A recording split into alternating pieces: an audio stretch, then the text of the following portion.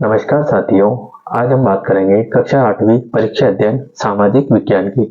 ठीक है, तो अभी हम मैथमेटिक्स की बात कर रहे थे। मैथमेटिक्स के लगभग वीडियो बन रहे हैं रेगुलर, ठीक है, और अपलोड हो रहे हैं, तो आप जो है प्रैक्टिस करते रहिए। शुरुआत कर रहे हैं हम सामाजिक विज्ञान की। ठीक है, तो देखो शुरुआत करते हैं यहाँ पे। तो ये आपकी विषय सूची आपको बताई गई है, ठीक है, जिसमें हमारा अतीत है इतिहास, ठीक है, उसके बाद भूगोल, उसके बाद जो है आपके राजनीति विज्ञान। ठीक है, इससे कुछ आपको चैप्टर्स बताए गए हैं। उसके बाद जो है आपके आगे के 4 सेट आते हैं, है ना, जो इम्पोर्टेंट नहीं है, क्योंकि अगर आप चैप्टर वाइज क्वेश्चन अच्छे तरीके से याद कर लेते हैं तो फिर आपको सेट वगैरह करने की जरूरत नहीं पड़ेगी। ठीक है, तो यहाँ से अगर आपको ऑब्जेक्टिव नोट करने हैं तो आप ऑब्जेक्टिव नोट कर सकते हैं यहाँ से। ठीक है, ये और इनके जो आंसर्स है वो सामने यहाँ पे ये दिए हुए हैं। ठीक है, तो ये 1 से 6 तक के स्टेप है और 7 से लेकर 11-12 तक के ये इस तरह पे, और इससे नीचे इसके आंसर दिए हुए। ठीक है, उसके बाद अगर पीछे पेज पलटते हैं अपन, ठीक है, तो इसमें आपको रिक्त स्थान दिए हुए हैं। ठीक है, जो कि आपके एग्जाम में बस सही विकल्प पर रिक्त स्थान ही आते हैं। ठीक है, तो ये आप यहाँ से पढ़ लीजिएगा। उसके बाद हम देखते हैं अति लघुत्तरीय प्रश्न की। ठीक है, तो इसमें हम ये भी देखते जाएंगे कि कोई आंसर अगर बड़ा है तो उसको शॉर्ट आउट करेंगे। देखो यहाँ पे दिया है सुलेख निवस किसे कहा गया है। देखो सुलेख निवस ऐसे लोग होते हैं जो बहुत ही सुंदर ढंग से लिखने में निपुण होते हैं। ठीक है, अगर आप चाहे तो बस इसको यहीं तक लिख लीजिए, ये आपको लिखने की जरूरत नहीं है। ठीक है, उसके बाद सेकंड क्वेश्चन है, ब्रिटिश शासन के दौरान इतिहास की किताबों में किन बातों का महत्व दिया जाता है। तो ब्रिटिश शासन के दौरान इतिहास की किताबों में गवर्नर जनरल के कार्य, जीवनियों और तस्वीरों को महत्व दिया जाता है। तो पूरा करना पड़ेगा आपको। ठीक है, अच्छा क्वेश्चन है।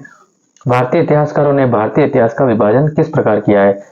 तो भाई भारतीय जो इतिहासकार है उन्होंने भारत इतिहास को प्राचीन, मध्यकाल और आधुनिक कालखंडों में विभाजित किया। देखो जो प्राचीन भारत है हमारा, उसको 3 टुकड़ों में बांट दिया, एक सबसे पुराना, एक बीच वाला और एक अभी के टाइम की बात करें आधुनिक वाले की। ठीक है, जेम्स मिल के अनुसार ब्रिटिश शासन से पहले भारतीय समाज की स्थिति कैसी थी। तो यहाँ पे हमको बताना है। तो जेम्स मिल के अनुसार ब्रिटिश शासन से पहले भारतीय समाज में धार्मिक बैर, जातिगत बंधन, भेदभाव, अंधविश्वास इत्यादि का प्रभाव था। बिल्कुल अच्छी बात है ये, इन चीजों को आपको पढ़ना चाहिए कि भाई जो हमारा ब्रिटिश शासन है उससे पहले जो भारत में जो हमारा समाज था वो कैसा था, है ना, मतलब धर्म को ज्यादा मानना, है ना, भेदभाव करना और अंधविश्वास। अभिलेखगार में आप क्या क्या देख सकते हैं। देखो अभिलेखगार क्या होता है, जहाँ पे अभिलेख वगैरह रखे जाते हैं। ठीक है, अभिलेख क्या होते हैं, तो जो पहले के टाइम पे जो कुछ भी राजा महाराजा जो भी अच्छे कार्य करते थे उनको एक पट्टी वगैरह पे उतार दिया जाता था, या फिर दीवार पे कहीं पे खुदवा के दिया जाता था इस टाइप से, या किताब वगैरह में लिखा जाता था। ये सारी चीजें होती थी, उनको अभिलेख कहते हैं।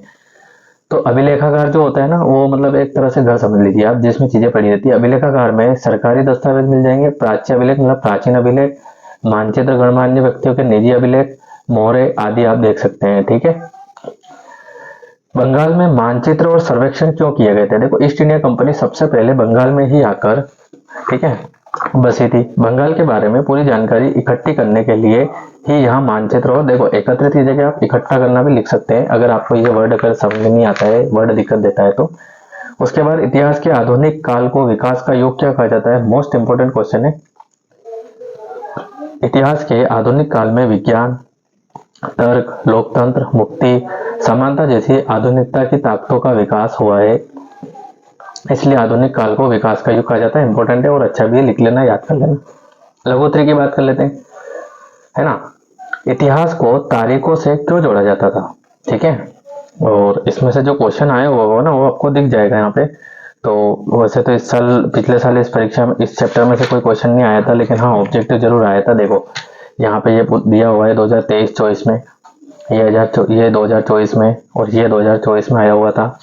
ठीक है, और क्वेश्चन भी आ सकते हैं, ऐसा नहीं है कि क्वेश्चन नहीं आया है तो इसमें से कुछ नहीं करना है आपको। क्वेश्चन आपको बिल्कुल अच्छी तरीके से करके जाना है, क्वेश्चन आ सकते हैं।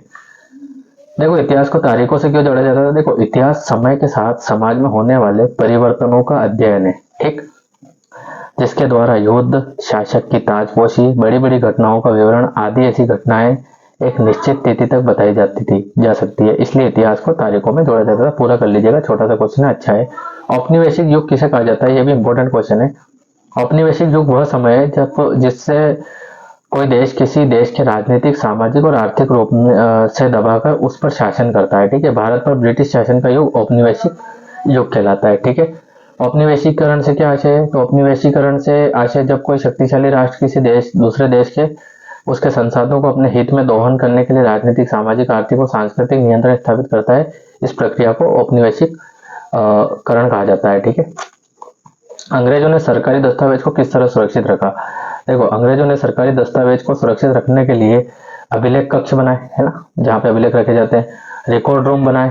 ठीक, महत्वपूर्ण दस्तावेजों को बचाकर रखने के लिए अभिलेखागार और संग्रहालय जैसे संस्थान भी बना दिए। ठीक है, तो आप एक दो चीजें लिख सकते हैं, जैसे अभिलेख कक्ष बनाए तथा रिकॉर्ड रूम स्थापित किए आदि। ठीक है, आप यहाँ करके छोड़ सकते हो, यहाँ से आप लिख सकते हो आदि, इतना लंबा चौड़ा आपको लिखने की जरूरत नहीं है।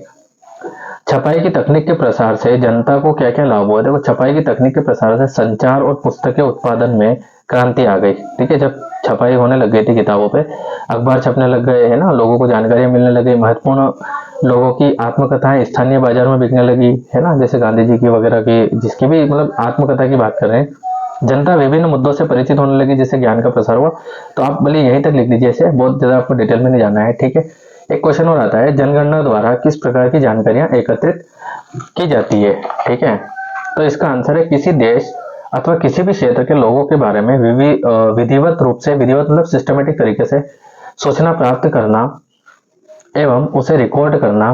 ठीक है, सूचना प्राप्त करना और उसे रिकॉर्ड करना जनगणना कहलाती है।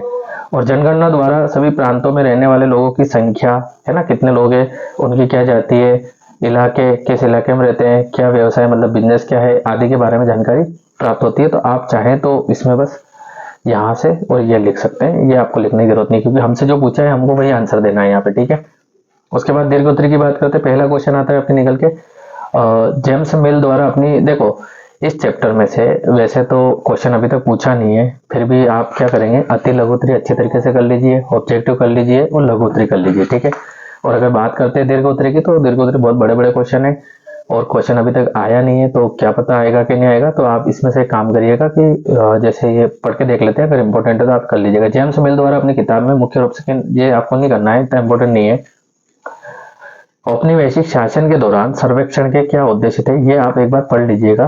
ठीक है, बस पढ़ना ही आपको, बिल्कुल रट्टा नहीं लगाना है, याद नहीं करना है ना। उसके बाद क्वेश्चन नंबर 3 आपको कुछ खास देखना नहीं है। क्वेश्चन नंबर 4 की हम बात कर लेते हैं। जेम्स मिल ने भारतीय इतिहास को जिस तरह से कालखंडों में बांटा है, उसमें क्या समस्या है, कोई दिक्कत नहीं है। ब्रिटिश काल में रेलगाड़ी चलने से जनता को क्या लाभ हुए, एक बार आप ये पढ़ लीजिएगा। ठीक है, यात्रा का सुलभ साधन बन गया, है ना, वाणिज्य और व्यापार में वृद्धि हो गई, विभिन्न क्षेत्रों को जोड़ना, है ना, उद्योगों का विकास, तो ये सारे इंपॉर्टेंट कार्य हुए थे। तो आप एक बार ये पढ़ लीजिएगा, है ना, इसको रीड कर लेना है आपको, क्योंकि इंपॉर्टेंट है, आ सकता है। ठीक है, छोटे रूप में भी आ सकता है, लेकिन इनको बिल्कुल मत छोड़िएगा, कोई भी क्वेश्चन कभी भी देखो आ सकता है। ठीक है, अगर आपका भाई एम है कि हमको अच्छे नंबर लाने, पूरा कवर करना है, तो आप सभी याद करिए, सभी पढ़िए। ठीक है, और वैसे तो इनको समझ लीजिए, कोई बहुत बड़ी बात नहीं है। ठीक है, और इसके जो एमसीक्यू क्वेश्चन है, आपके ऑब्जेक्टिव क्वेश्चन है, वो भी आप यहाँ से लिख लीजिएगा। ठीक है गाइस, मिलते हैं नेक्स्ट वीडियो में सेकंड चैप्टर के साथ। ठीक है।